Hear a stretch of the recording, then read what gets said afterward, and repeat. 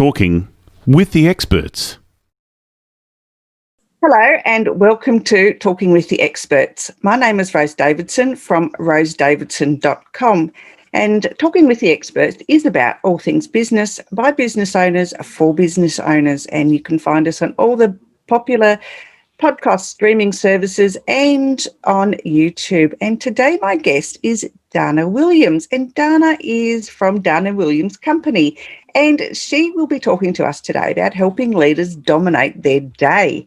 And Dana's expertise ranges from strategic marketing advisor, Clifton Strengths Certified Coach, and I'm sure she will elaborate on that a little bit later, leadership development, living with purpose, and all things travel.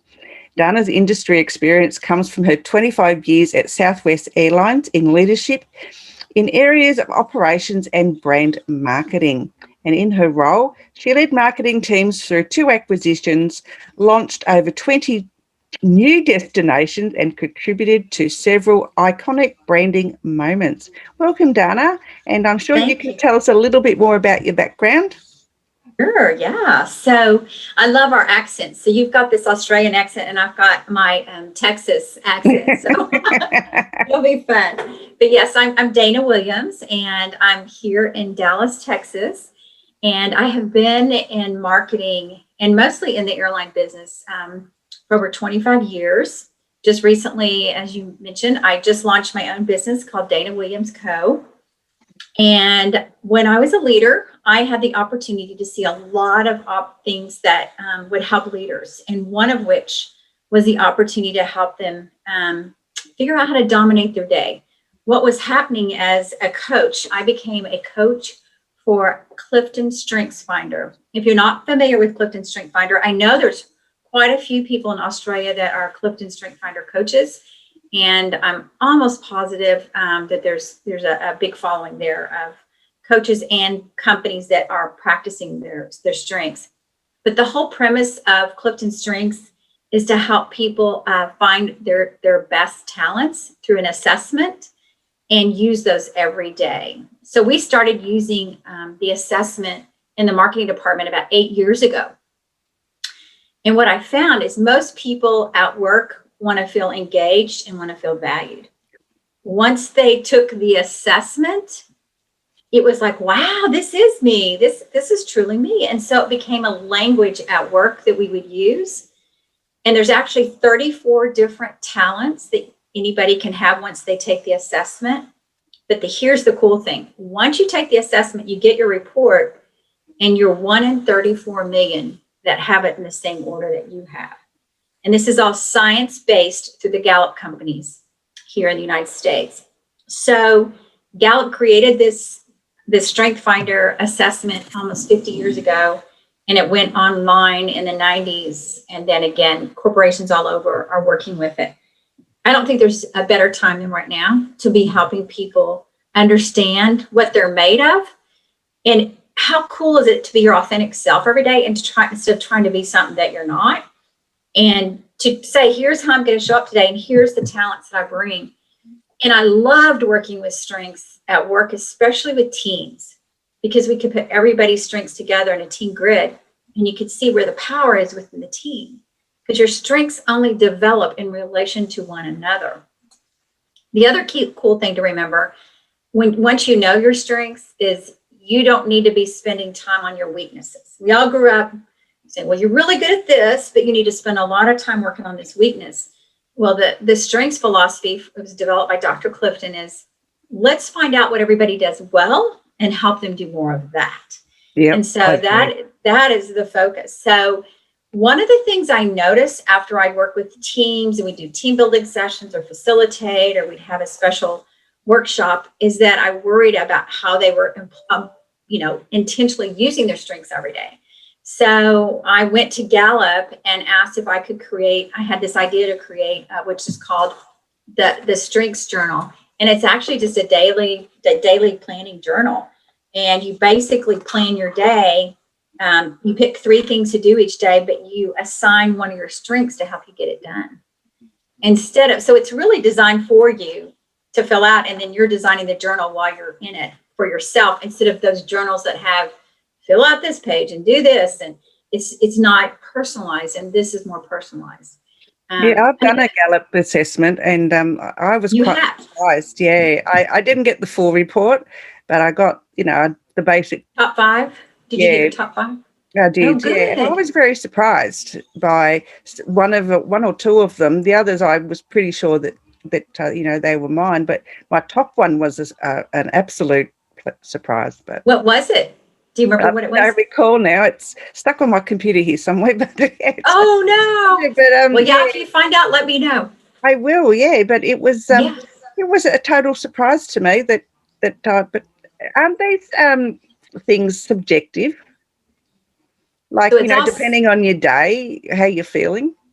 Well, I think what from the Gallup research, remember, they've been doing it for 50 years and it's science-based. That's real important.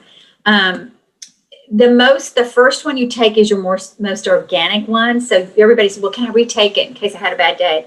Usually your first one is your most organic.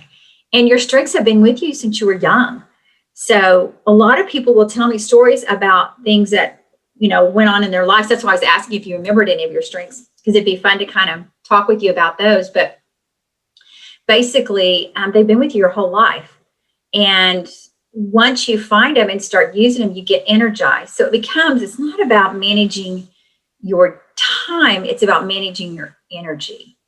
Okay. So think of it that way, because when you use your strengths, you're more energized. One of the exercises I used to have people do is go back and look at their calendar in don't do we just came out of the holidays, but say the month of November. Yep. Circle the things that really energized you. Put a square around the things that kind of drained you. And then when you look at those and you look at your strengths, you'll see they're matched. There was something that you got to do in your strengths that energized you that day. Yeah. And so that's what we want. We want everybody in their strengths every day, using them intentionally. And then you feel like, what do we do in our day when we plan our schedule? We overcommit, right? We just overcommit. Absolutely. And then it falls to the next day, and then the next day, and then everybody's frustrated and stuck. And it's like, why did this happen? And why am I letting people invade my space? It's because we didn't intentionally plan and use the strengths to help us. So that's kind of that in a nutshell. But so it's been powerful to use. Okay, so in a team environment, obviously, each person brings something to the table. Yeah. Whether it's, they're a good leader, or they're a good follower, or they're a good listener, or, their strengths in other ways. So as a manager, leader in a team, how can you bring those strengths together for the betterment of the team as a whole, rather than just choosing one or two? Because you do have the mice in there that are very quiet, and they're the probably, well, they could be the achievers within the group, but they're quiet and they don't like to put their hand up for anything. Absolutely.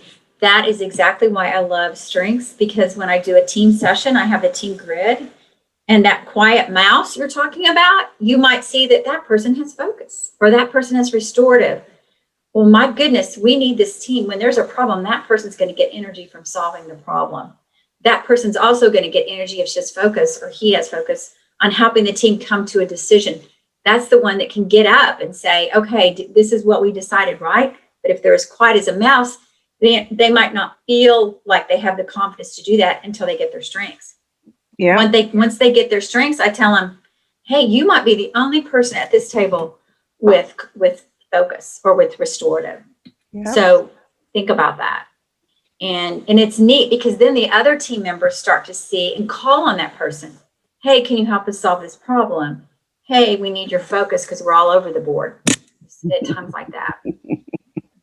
Yes. It's also cool when you enter a pandemic. I put everybody in our team with Southwest Airlines when we were just having to shut down the planes. That was a hard time. And we were in a huddle room, and I said, we got to do everybody's strengths right now in this group, so we know we can move quicker as a group, as a team, when we know. And about 4 out of 6 of those people had futuristic, which was great, because they were already planning ahead and thinking ahead, and there was somebody in there with focus. So it helped kind of quickly move and say, you do this, you help with it. And it was a great way to put the x-ray on the team. Yep. So Yep. it was great. Yep. So, as a marketing advisor, and how can people, I guess, use these strengths to better their marketing? I think one of the things I have people do in the book is the very first thing after they've written their strengths, what they bring and need from the report, they actually have to write down their mission. And I think that's all about branding, personal branding, right? What is my mission? What am I here for?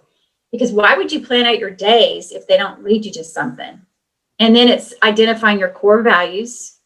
And then I don't go out far, but I start with 3-year goals, 1-year goals, 6-month goals, and 90-day goals. And even during the pandemic, we started doing everything in 90-day segments because we can only look at 90 days, right? As a business leader, as a leader. So as you're branding yourself, it's about what do I want to stand for? What do I want to be known for? And I wanted, it would just happen, but I became known as a strengths girl in marketing. And then I helped launch it within the company. So that became a passion of me to do while I was still doing my regular job, that I worked on developing this talent to help as a coach and became certified as a coach. So I think it's knowing what your mission is and knowing what your purpose is and being able to call that out and plan your day based on that and make sure you're bringing the value that you've been made to bring to the world. Okay, so I see that your top strengths are ideas, strategic, futuristic, maximizer, and individualization. So could you just explain what they mean? Yes. So ideation is my brain never stops, right? It's constantly.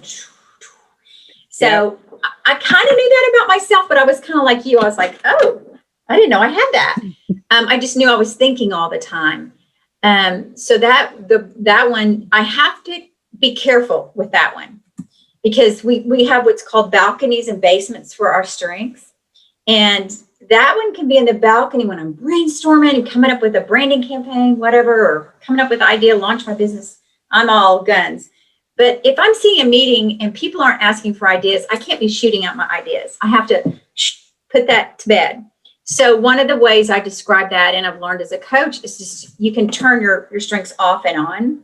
You just have to kind of mentally think about what it is you need and call that strength up.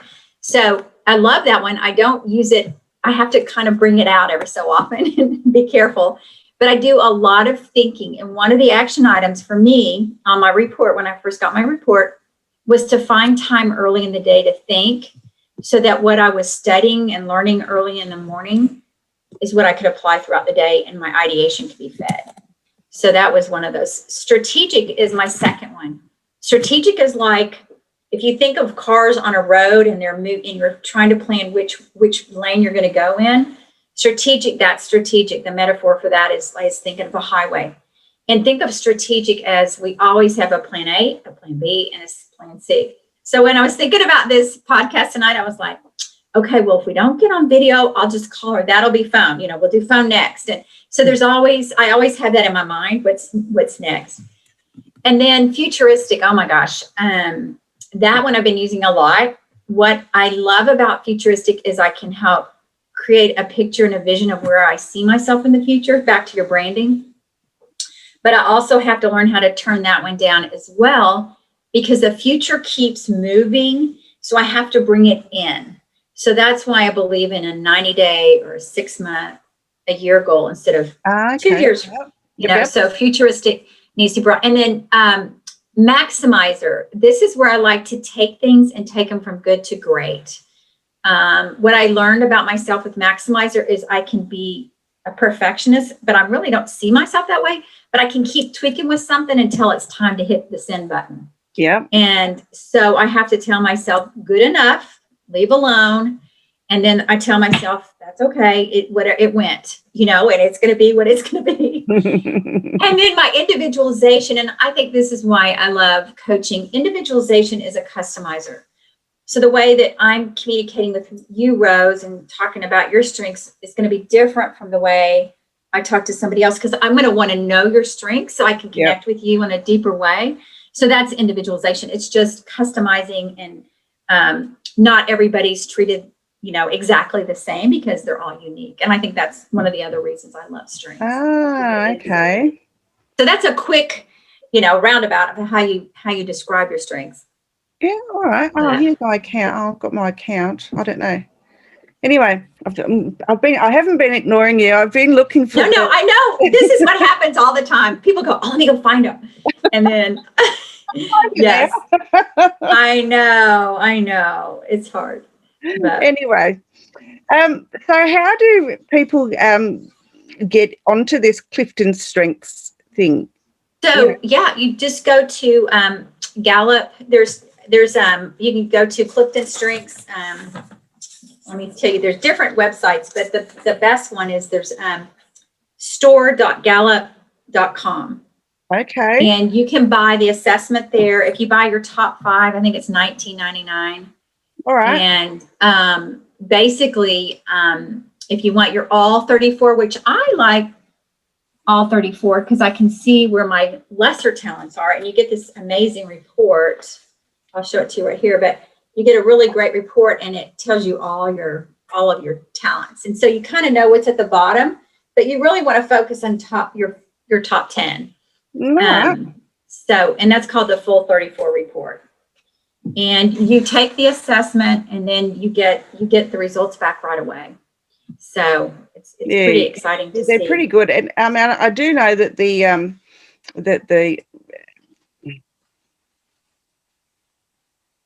strength test does take some time. It's not like, you can only do it in 5 minutes. It does take, and you need to actually, devote some time to it. And some of the answers you have to think about. I know you're not meant to, and there's no right or wrong answer to them. That's definitely isn't. But that's right. I always tell people, don't do it when you're trying to do 5 other different things. Absolutely not. Be focused. Do it in the morning when you've got a fresh mind, and maybe 40 minutes. 40, I think each question is like 20 seconds or something. So something like that. But you're not meant to overthink it, because if you overthink it, then you're not going to give the right answer. You're going to give an answer that you think they want to hear, but they don't want to hear the answers. They just want to plot you on a chart and make sure that you're getting the right outcome for the person that you are. That's right. So that's very important that people understand that, because it's not like one of the IQ tests that you take. No. And it's, people ask all the time, "Oh, can you use this to hire?" And we say, no, it's a development tool. Right. So it's to help people in their development. It's not about hiring. Once we hired, every time we had a new hire, we always had them take the assessment after they were hired. Yeah. So it's a great way to get to know your people too, very early on. Yeah, I agree that some of the people that use these as a hiring tool are it's not the right thing to do, because no, it's not. It's certainly not. So how can these results be used in other ways, in other business, like in your business? So, I just got through doing a facilitation yesterday on not only how to be more productive in your day, that's how I apply it, but also how to manage uncertain times, how to become resilient, right? Mm-hmm. And so which strength are you going to apply when you're going through an uncertain time? Right now, we've gone from the fear zone to the learning zone to the growth zone. We all want to be in the growth zone, because that's where we get our energy. So what strength? And that was one of the things I asked on the facilitation yesterday in a chat. I asked them, I'll put on in the chat, which strength are you going to use to help you get into that growth zone? If you find yourself going on the change curve into the fear zone, how are you going to get yourself up? How do you manage optimism and realism? I don't know if you've heard about the Stockdale paradox, but that is Jim Collins' book, Good to Great. He interviewed Admiral Stockdale, who was a prisoner of war for 8 years. And he literally did not know when he was going to get out, but he realistically knew he didn't know when he would get out, but he also optimistically knew that at some point he would get out. Yep. And he said the people that didn't get out were the ones that were overly optimistic, that kept saying, oh, we're going to get out by Christmas, and we'll get out by Easter, and we'll get out by Memorial Day. And they never got out. So they died of a broken heart, right? They had these high expectations. And what we are in is what is called a Stockdale paradox, where right now you're managing realism with optimism. So how do you apply your strengths to that?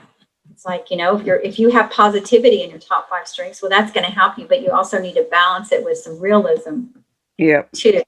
And so at work, with so many changes and so many people working virtual and all the things that are going on right now, it's a great tool to use to apply to almost anything. I think I've applied it to everything from stress to resiliency to just helping leaders. We focus a lot on leaders first, to making sure they understand their strengths so that they can really coach their people and see themselves as a coach instead of as a leader. Go from boss to coach, right? Yeah. So it's really about self-management as a leader, and then being able to pour into your people and know your people and understand how to motivate them, encourage them, and influence them based on where they're at. Yep. So, it's a powerful tool in that way as well. Yeah, great. Yeah, I found mine. Okay, I'm impressed. You might have input. Let's see. Achiever, adaptability, harmony, individualization, and Okay, there we go. later. Okay, so what was your first one? Achiever. Achiever. And their second one, I didn't hear that one. Adaptability. Adaptability. Okay, so you like change. Yeah, they kind of go with the flow. That gives you energy. You just, what's happening today? Yeah. So it's probably good that you're doing podcasts, because you can be really flexible and you get to interview a lot of different people. Yeah, and I'm loving it. I'm actually loving it. I've only been doing it since July, and I've met so many different people from different walks of life, different business backgrounds, and it's great. I'm loving it. That's awesome. I love, and you're definitely energized because you're using that individualization, right? So that's great. That's great. And Achiever is one of the top ones we see across the world. There's 25 million people that have taken the assessment. There's probably about 15,000 coaches. And so all the data shows that Achiever shows up usually in the top 10 of most that comes in. And it's just, checking off the list. You did something today, you made it happen, kind of a stamina to get things done. Love it, love it. And so I can kind of already connect with you because I know your strengths, and I can think about ways to connect with you based on that. So it's a quick way to get relationships built. Yeah, I did the test because I want to be a speaker on stage, and so good. part of the boot camp to become a speaker through this course was to do the Gallup test. So, yeah. Really interesting.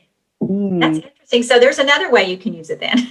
Yeah, just know your strengths and know what you're going to tap into. Yeah. Yes, absolutely.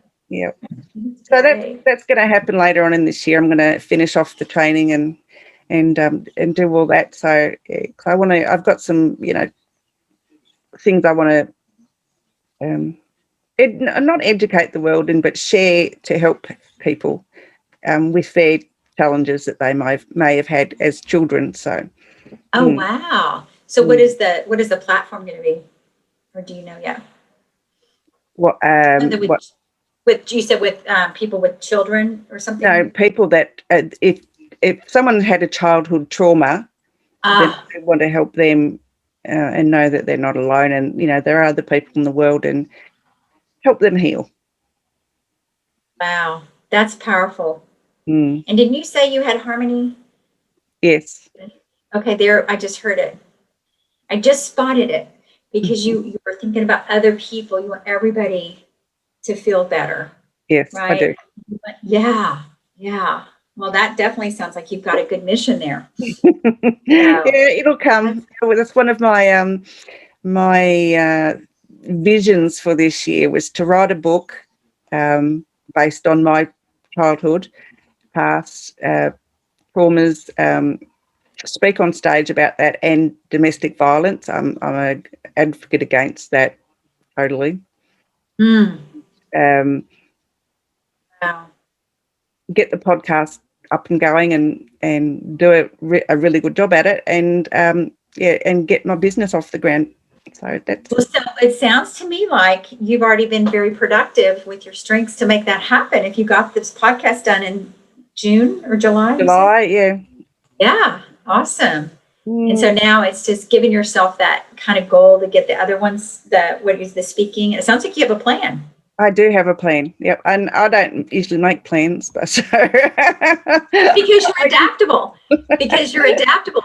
So one of the things we do is we tell people when, like in starting my business 2 months ago, I had to bring in people that had the talents that I did not have. Because our strengths develop in relationship with one another. So I was able to get things done a lot quicker by bringing in those people to help me that had the talents I didn't have. Yeah. So, yep. And talent, there are things that you can learn. I mean, everything I've learned, mostly I've taught myself to do. So awesome. All the tech stuff that I do, I've actually taught myself how to use the tech, and you can find so much online anyway. If you don't know, you just Google it. I mean, Google knows everything. I know, it's amazing. It's amazing. And sometimes that was the hardest thing for me starting my business, was there was so much to learn in such a short period of time. I was like, that some of the things, and my learner is like number 12 in my strengths. But I had to focus on the things that only I could do and learn those, and the things that I could delegate, because there was too much. It was just too much. But being able to learn it and do it, it's great. So you might have a learner in your 6 through 10 or something. I've got probably one somewhere, but But I find it interesting that not having a plan and having learned all this tech just recently. I mean, I've learned it since it's been available, but what did we do before we had all this tech back in the 80s and the 70s? What did we do? Yeah. We didn't have smartphones, and we didn't have computers, and we didn't have any of this stuff. It's amazing. How did we relate to each other? I suppose, we talked to each other, face to face. We actually talked on the phone to people. Yeah, we did. We actually met people live, and remember those times we would meet people in person. But I think Zoom's doing a good job of connecting us all right now when we can't be together. Yeah. So I do agree. And businesses, people generally have had to adapt to that. It's like, the holidays, people had to Zoom in or, or FaceTime or do whatever. That's true. Only get better.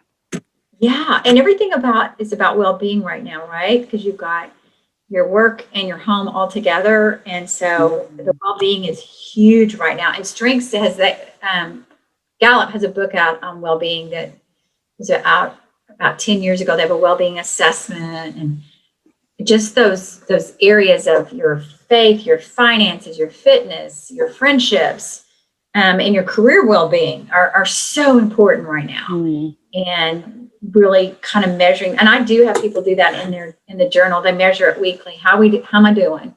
Did I go take a walk? Did I do what I said I was going to do? So that's huge too.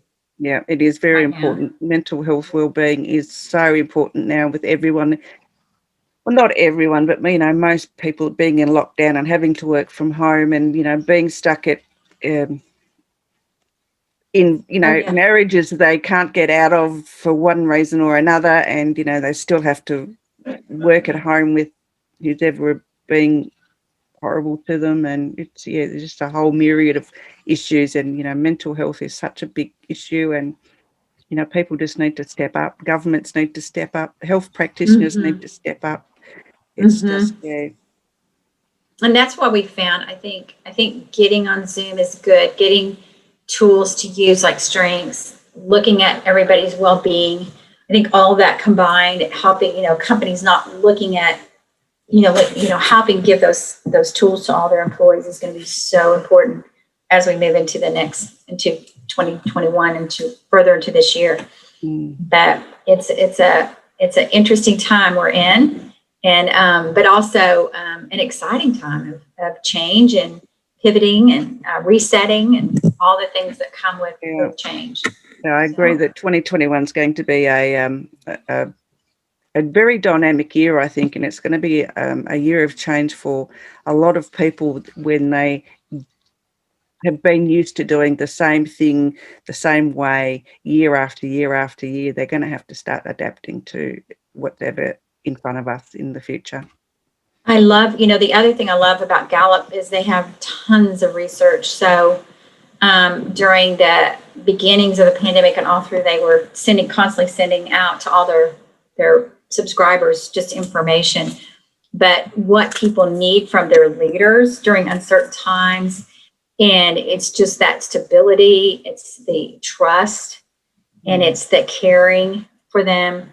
And, it's like our leader at Southwest, he would always just give us the stability of, where we were, but he'd build that trust in as, here's what it's looking like. I don't know what it's going to be like in 6 months, but here's where we are now. But a lot of caring woven into that. And that language and that messaging is so important.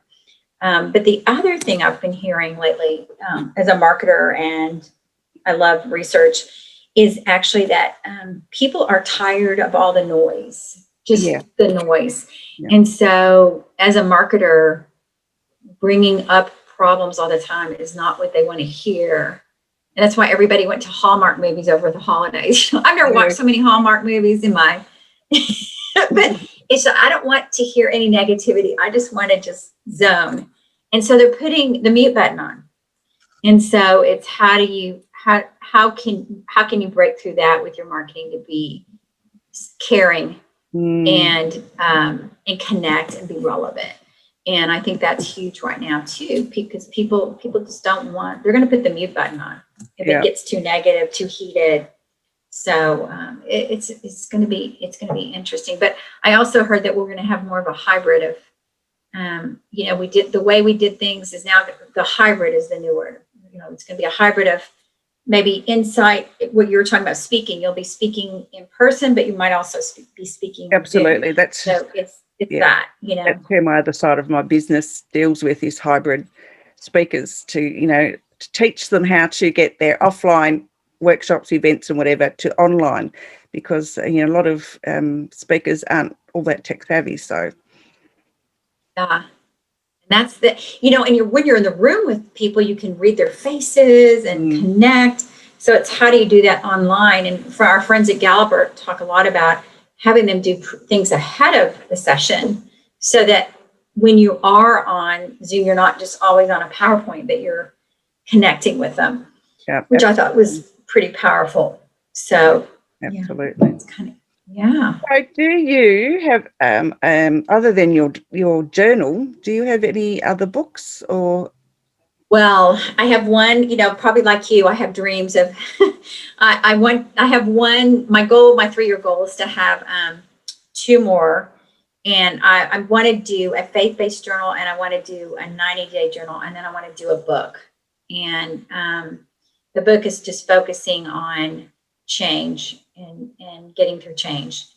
And that's something that personal change, personal things that have happened, as well as professional, and learning how to change me so everything else around me changes. Instead of, I have the best saying I use all the time that I learned from a counselor once. He said, put that circle around yourself and you can control everything in the circle. That's it. You can't control anything out of the circle. No. And it helps just relieve you of like, okay, I know I can't change anybody or anything, but I can work on me. And so that's a goal to get that out. Yeah. Great. You'll smash it. You will. Oh, you're sweet. You're kind. Now, where can they find you, Dana? Yes, so you can find me at danawilliamsco.com. You can go to the Strengths Journal at thestrengthsjournal.com. And we have all kinds of resources there. And then I have a group of coaches from Southwest that also retired. So we are connected. So we have a coaching group that we've started. So anybody that needs coaching, we've got you covered. So those are the 2 best places. And I'm on LinkedIn and Instagram and Facebook. So I'll have to stalk you now. yes. All right, Dana, thank you. Any wise words before you'd like to leave us? Oh, gosh. I love quotes, and I'm always, I have a quote. I have tons of quotes here, but you can't build a reputation on what you're going to do. That's right. Henry Ford. It is. And so we talk about what we're going to do. We got to do it. Yeah. So anyway, I'll leave you with that one. All right, Dana, thank you so much for your time today, and I look forward to talking to you again soon. Okay, thank you. Thanks. Bye. Okay, bye.